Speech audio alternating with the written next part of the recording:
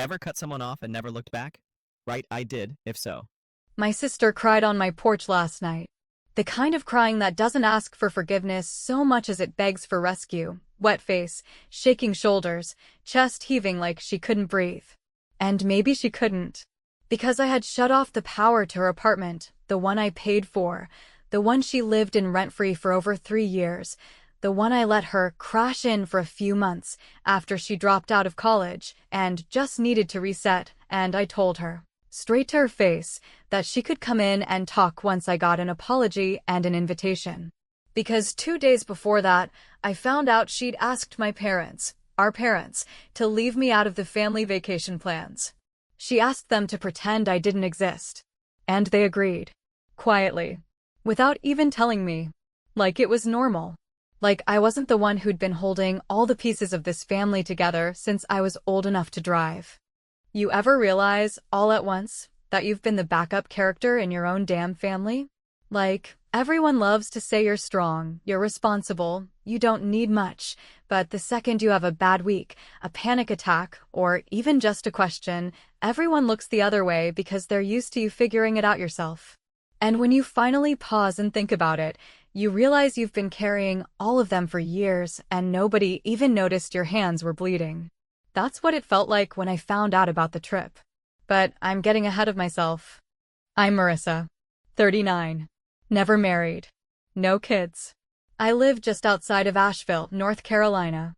I own 2 properties, one of which I bought before I turned 30, and I run a digital marketing agency that I built from scratch after getting laid off in my late 20s. I've been successful by most people's standards, but success doesn't mean much when your family still treats you like the problem child just because you stopped playing along with the family script.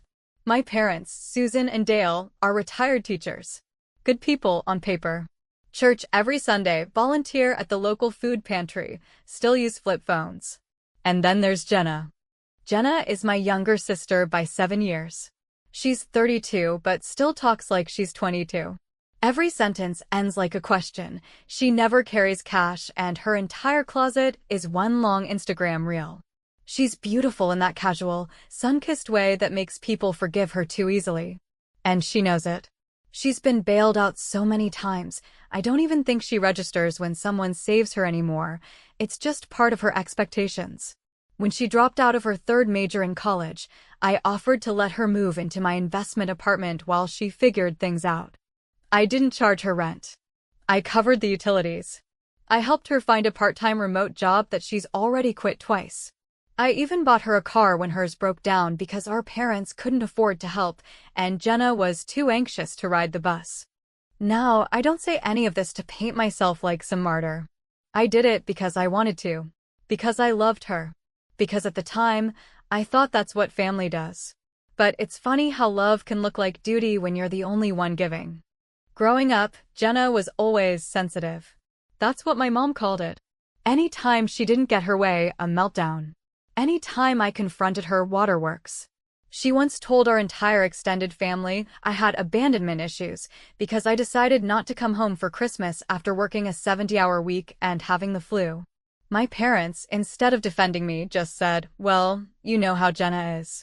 She takes things hard. As if that explained anything. It was always like that. If I got a B, I was slipping. If she got a D, she was doing her best. When I paid off my student loans, my dad made a joke about how I was finally adulting. When Jenna forgot to file her taxes for the 3rd year in a row, my mom asked if I could help her figure it out. When I bought my first property, nobody showed up for the housewarming. When Jenna moved into my rental, my parents sent her a gift basket and told her they were proud of how resilient she was. Resilient.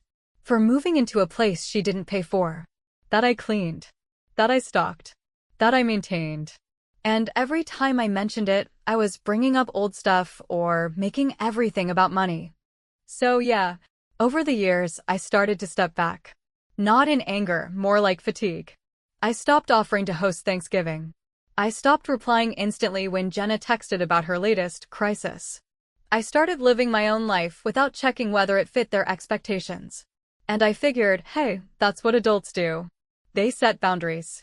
They build lives. They let people grow. But I guess my family took that as me pulling away. I guess they didn't like the version of me that wasn't always available.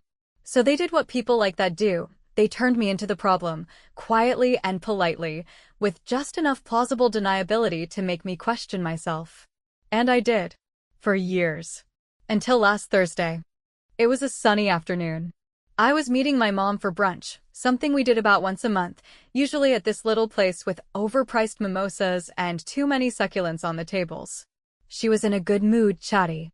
We ordered food. I put my phone down on the table and excused myself to the restroom. When I came back, she looked rattled.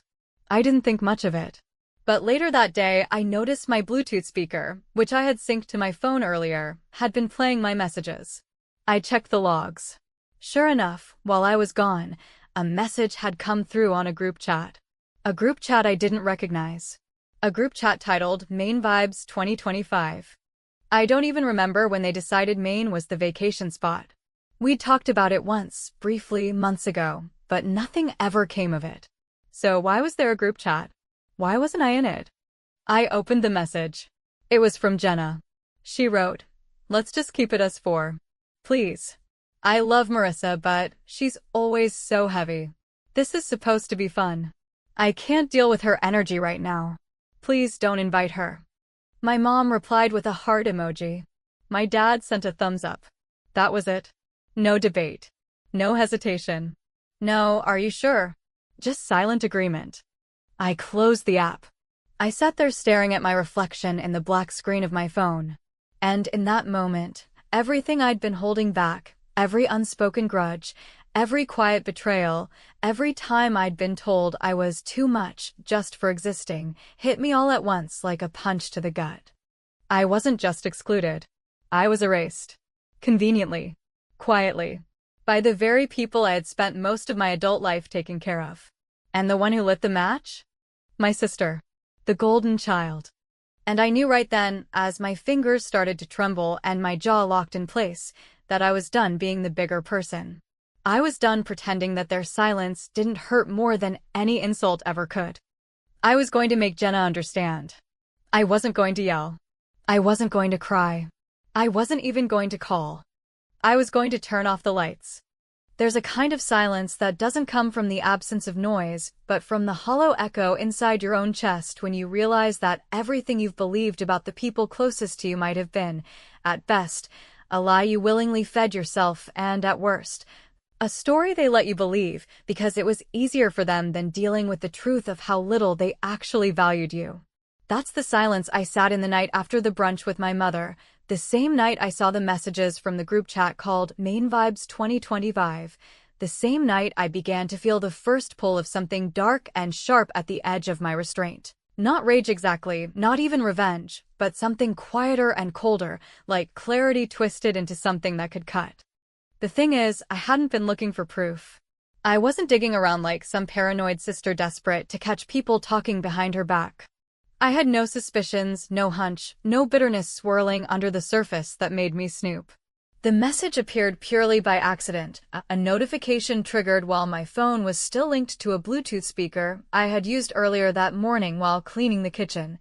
A speaker still powered on and sitting in the corner of the room while my mother sipped her iced tea like it was just another ordinary Thursday. And I suppose for her it was. But for me, everything shifted in that moment, not because of what the message said, but because of how unsurprised she looked when it flashed across the screen. Jenna's message wasn't long, and it wasn't cruel in the obvious way that cuts like a knife. No, it was the sort of message that wounds by subtraction, by omission, by that quiet little turn of phrase meant to sound reasonable and harmless while stripping someone of their place. Let's just keep it as four. Please. I love Marissa, but she's always so heavy. Heavy. That word looped in my brain like a song lyric you don't even like but can't stop humming. Heavy. As in too much. As in inconvenient. As in, the one you leave behind when you want to have a good time. And when I looked at my mother's face, not shocked, not even apologetic, just a little tight around the eyes, and then back down at the screen where she'd sent a simple heart in response, I knew something deeper had broken. Not because they excluded me, I could have lived with that, but because they agreed so easily. I didn't say anything that night. I didn't storm out of the restaurant. I didn't confront her at the table. I didn't call Jenna and scream. I paid for our lunch, walked my mother to her car, hugged her like nothing had changed, and then drove home with my fingers clenching the steering wheel so tightly I could feel the blood retreating from my knuckles.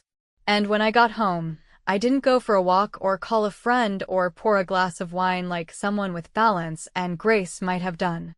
No, I sat down on the edge of my bed, opened my phone, and stared at the group chat again, at the messages I had no right to see, at the plans being made without me, at the subtle but unmistakable signals that I wasn't just not invited, I was unwanted. They were going to Maine in 3 weeks.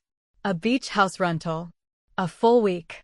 Jenna, our parents, and apparently her new boyfriend, the guy I had only met once, briefly, at Thanksgiving, the one who still didn't know how to make eye contact when speaking. They had already booked the place, already made meal plans, already discussed travel logistics and grocery lists and who was bringing board games, and not one of them thought to ask if maybe I'd like to join. Not one of them even mentioned me in the planning. Except, of course, Jenna, who had asked them, so kindly, so diplomatically, to just keep it us four. And the worst part? The part one can barely admit, even now? I had already been planning to offer to cover the trip. I had mentioned it to my accountant a month prior, wondering if it could be written off as a family retreat if I mixed in a little remote work, maybe treated it like a pseudo-business expense. I had been looking at rentals myself, thinking how rare it was to get all of us in the same place, how nice it would be to invest in something that might finally feel like a warm memory instead of another obligation. I had thought, foolishly, that this might be a chance to reset, to feel close to them again. But they had made other plans, and I had been left out not by oversight or accident, but by design. I didn't sleep that night. I lay awake staring at the ceiling, replaying every conversation I'd had with my sister in the past 6 months, searching for clues, for signs, for any flicker of tension or resentment that might have justified what she did. And I found them. In hindsight, they were everywhere, in the passive-aggressive texts, in the way she rolled her eyes when I gave advice, in the little sighs she let out every time I asked if she was planning to start paying rent, or if she'd sent in her job applications like she promised. She'd been seething, quietly, subtly, for months. Maybe years. And maybe she wasn't alone. Maybe my parents had grown tired of my questions, of my boundary setting, of the fact that I no longer showed up on command to play the reliable older daughter. Maybe they missed the version of me that never said no. And maybe, in their minds, Jenna's comfort, her peace, her lightness, her ability to keep the mood fun, was worth more than my presence. By morning, the ache in my chest had calcified into something sharper. I wasn't crying. I wasn't even angry in the traditional sense. What I felt was surgical, clean, clear, exact. I wasn't going to confront them. I wasn't going to try to argue my way back into a family that had quietly voted me off the island. But I was going to remind her of exactly what I do, of exactly how much I've been holding together, of how much my absence costs. She didn't want my heavy energy on her trip? Fine. Let's see how light it feels when the lights go out.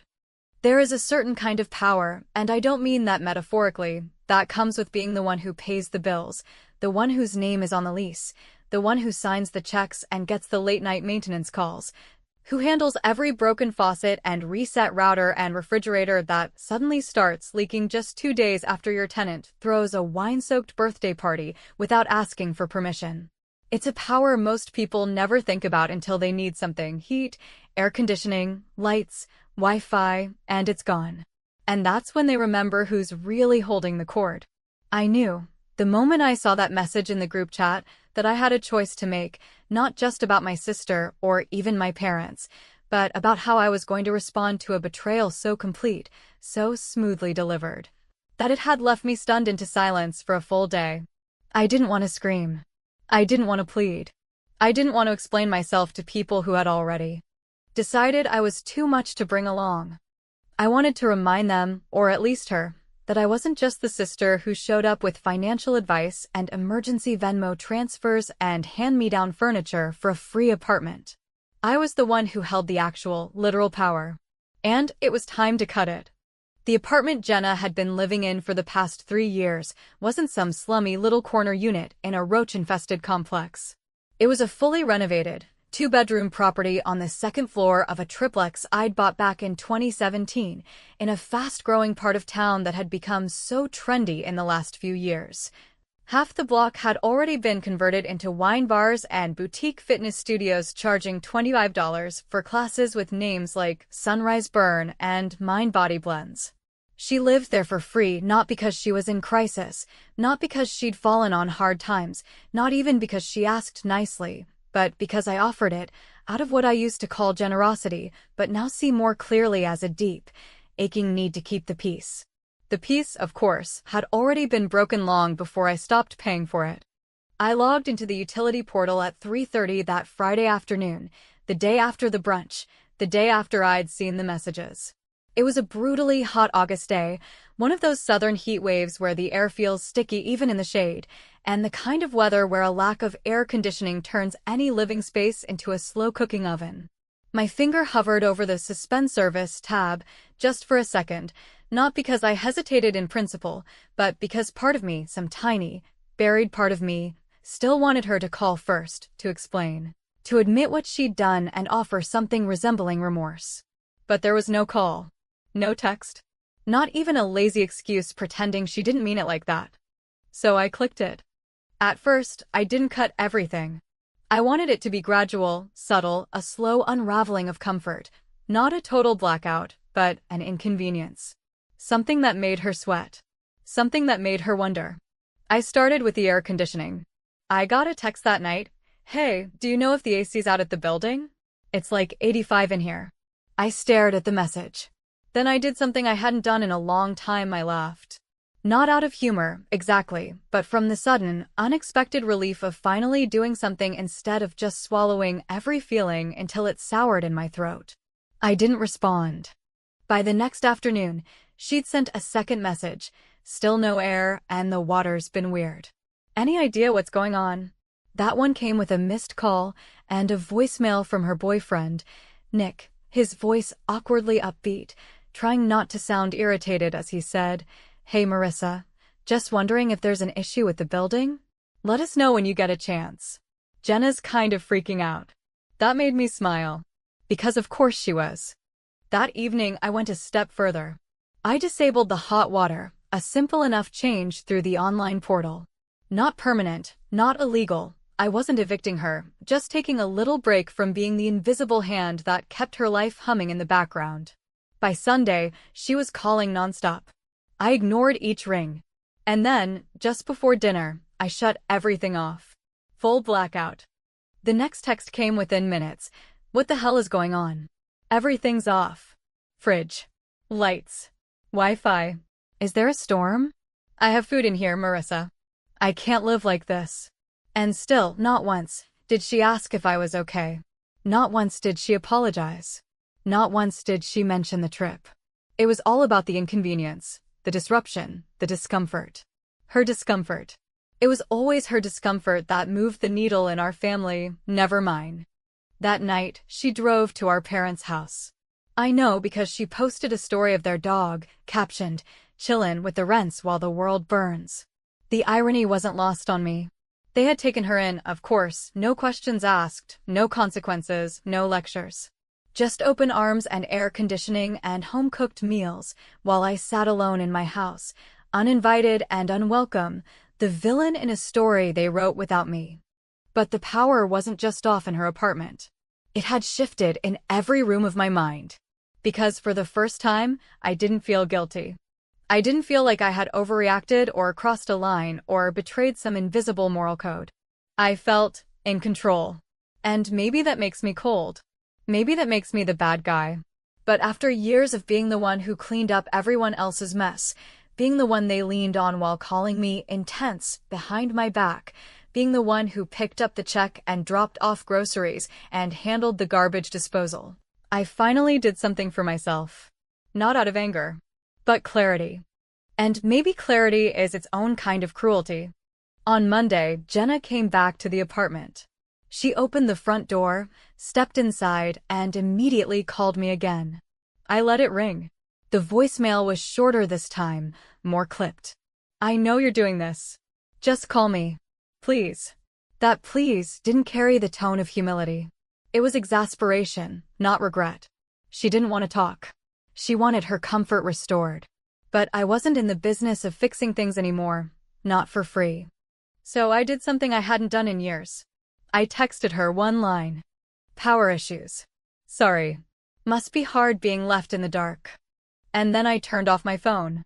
There's a peculiar silence that settles into a home when you finally stop waiting for the people who hurt you to reach out first, when you close the door not in anger, not even in defiance, but in the quiet.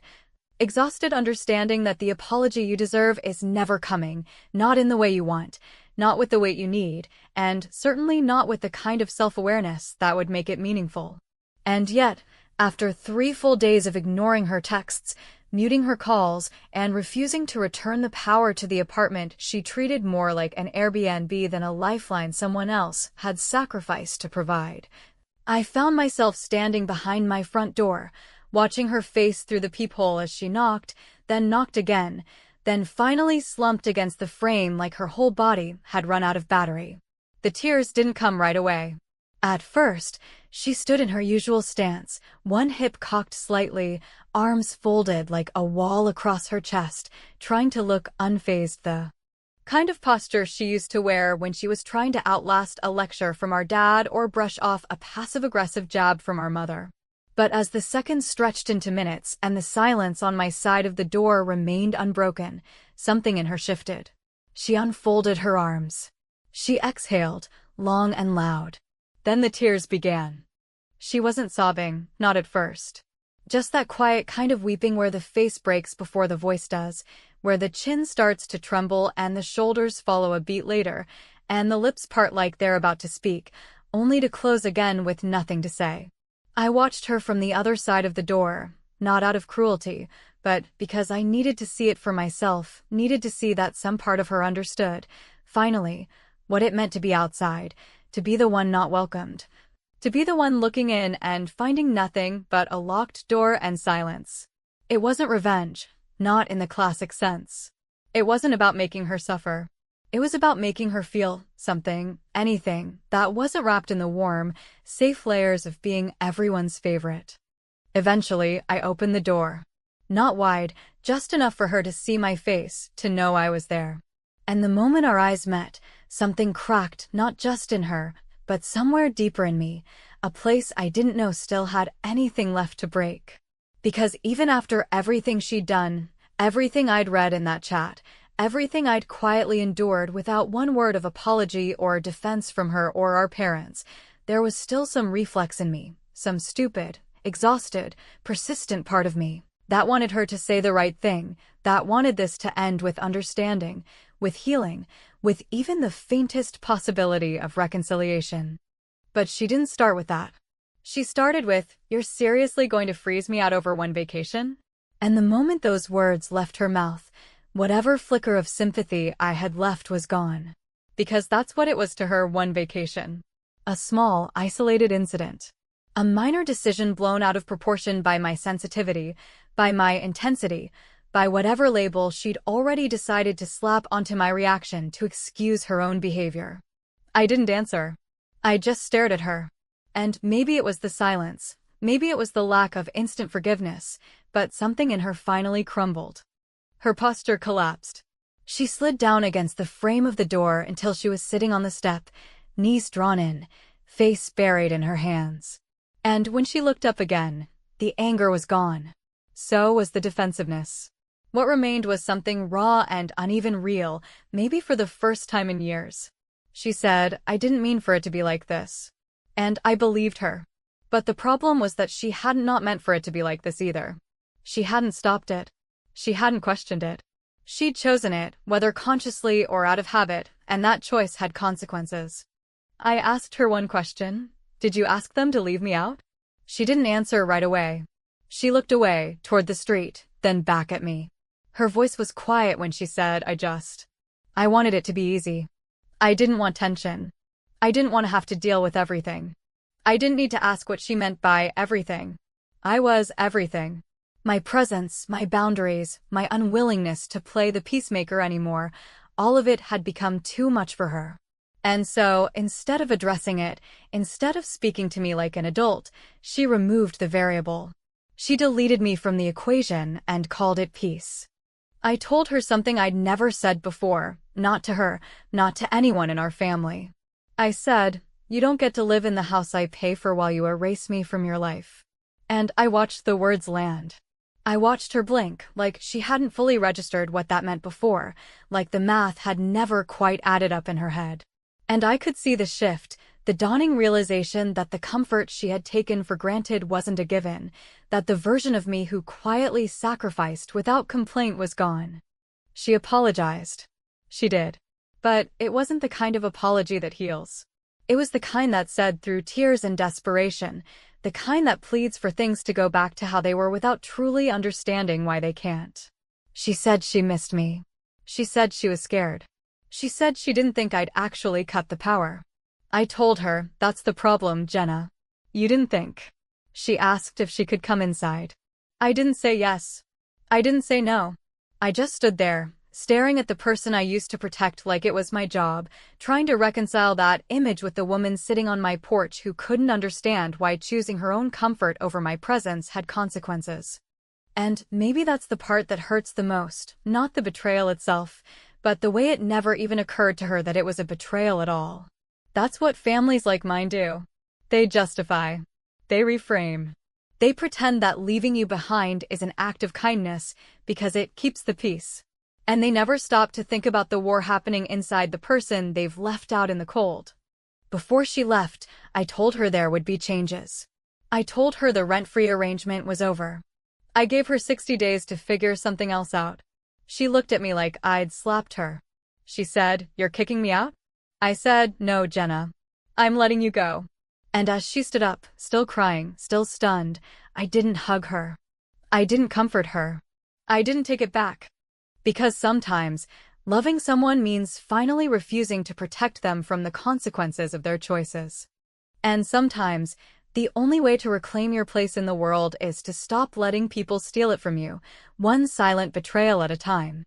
There's something no one tells you about cutting ties, not in theory, not in therapy, not in those online articles that preach the gospel of boundaries and self-worth like gospel truth, and it's that once the adrenaline fades, once the anger quiets, once the last door has been closed and the silence truly sets in, what remains is not always peace or relief or empowerment, but an aching, disorienting emptiness that wraps around your ribs like a belt pulled too tight. People talk about letting go like it's a clean break, like you can walk away from the people who raised you or grew up beside you without dragging pieces of them behind you, stuck in your teeth, buried in your lungs, echoing in your thoughts when you least expect it. But it's never clean. It's never easy. It's never over when you think it is. And I learned that the morning I watched Jenna walk down the stairs of my rental property, not with the fury or resistance I'd half expected, but with a slow, hollow shuffle, her face bare, her hair pulled back like she hadn't slept in days, a single suitcase trailing behind her like a child she didn't know what to do with. She didn't say anything as she left. There was no dramatic monologue, no last-minute guilt trip, no tears, at least none that I saw. And I didn't go down to see her off. I stood at the window of my kitchen, mug of coffee cooling in my hand, watching her through the curtain, and I don't know what I was hoping for, a sign of regret, maybe, or gratitude, or some gesture that would tell me she finally saw the bigger picture. Finally understood that what she'd done wasn't just inconsiderate or immature, but profoundly hurtful in a way that cut through every layer of my adult composure and stabbed directly into the soft core of the oldest version of myself, the big sister who always showed up, who always made room, who always made excuses. But she didn't look up. She didn't glance at the window. She just walked to her car, loaded her suitcase, and drove off, as quietly as if she'd never lived there at all. The 60-day notice hadn't been met with a fight. When I gave it to her, printed out formal, typed in the same tone I'd use for any other tenant, she cried, of course, said it felt cold, asked me if I was really serious. I told her I was. I didn't elaborate. I didn't offer a cushion or an extension or a half-hearted promise to revisit the arrangement in a few months. I simply handed her the notice, watched her eyes widen like I'd spoken in a foreign language, and then walked away before I could start softening, before I could let her back in through the smallest crack of my resolve. Because if I'd let her stay, if I'd made this one more exception, then I would have undone everything I'd just reclaimed. The fallout was quieter than I expected.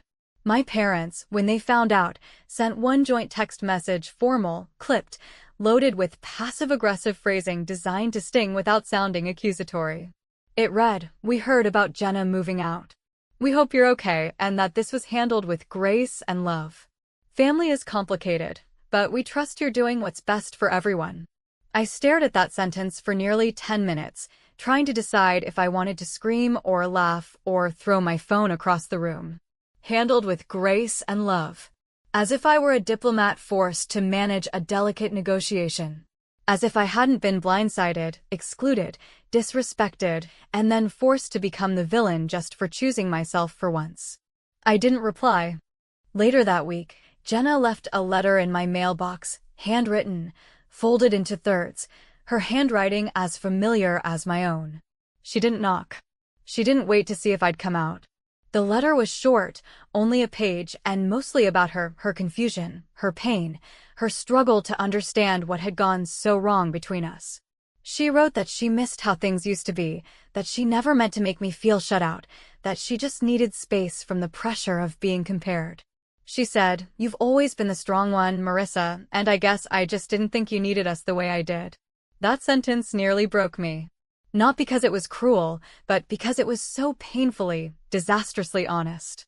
That's the lie I'd let all of them believe, the lie I had helped write and edit and repeat until it hardened into truth, that I didn't need anyone, that I was above the messiness of emotional need, that I was the stable one, the reliable one, the one who didn't require care or attention or softness, because I could handle things.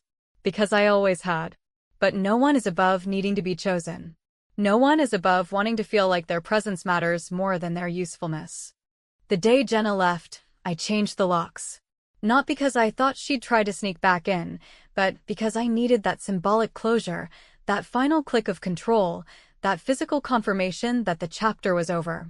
I stood in the living room, watching the locksmith finish the job, and I thought about all the hours I had spent in that space, painting walls, assembling furniture, restocking the fridge with groceries she didn't ask for but always accepted.